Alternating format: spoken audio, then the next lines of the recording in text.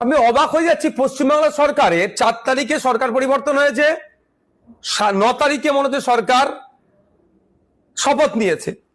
আজকে তারিখ হচ্ছে আপনার 21, 22 তারিখ। এই কটা দিনে অনেক ভালো ভালো কথা, অনেক আলোচনা সমালোচনা, অনেক পক্ষে বিপক্ষে আলোচনা হলো, কিন্তু 27 লক্ষ নাগরিকের যে ভোটাধিকার হরণ হলো বা ডিলিট হলো, যেখানে 17 লক্ষ আমার হিন্দু, 10 লক্ষ আমার মুসলমান ভাই, মিলিয়ে 27 লক্ষ মানুষের কি হবে ফিউচার। রাজ্য সরকার যিনি প্রধানে আছেন শুভেন্দু অধিকারী মহাশয়ের মুখে একটাও শব্দ দেখলাম না।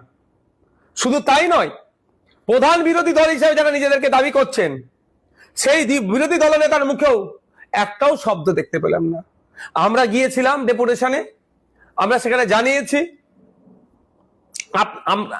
আপনাদের মিডিয়ার মাধ্যমে সাধারণ মানুষকে জানাই, সদার্থক সেই অর্থে উত্তর পাওয়া যায়নি।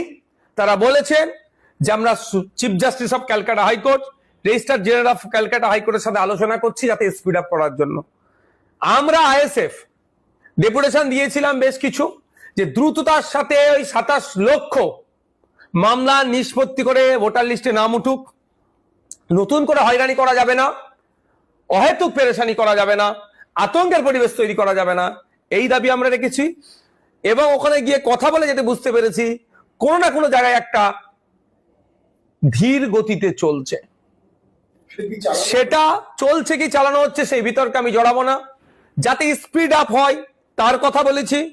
এবং একটা নির্দিষ্ট টাইম বেঁধে দেওয়া হোক যে এত তারিখের মধ্যে এই টোটাল কেস 27 লক্ষ কেস সমাপ্ত করতে হবে, নিষ্পত্তি করতে হবে। সের উত্তর সে অর্থে দিতে পারেনি। আমরা আমাদের আইনজীবীর সাথে কথা বলেছি। জানেন, আমি কলকাতা হাইকোর্ট থেকে দিল্লি সুপ্রিম কোর্ট পর্যন্ত এসআইএন আমার মামলা আছে।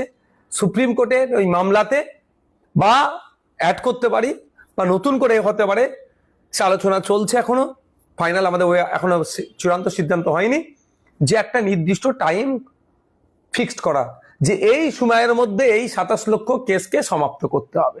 এই বিষয়ে আগামী দিনে আমরা মামলা করতে যাচ্ছি।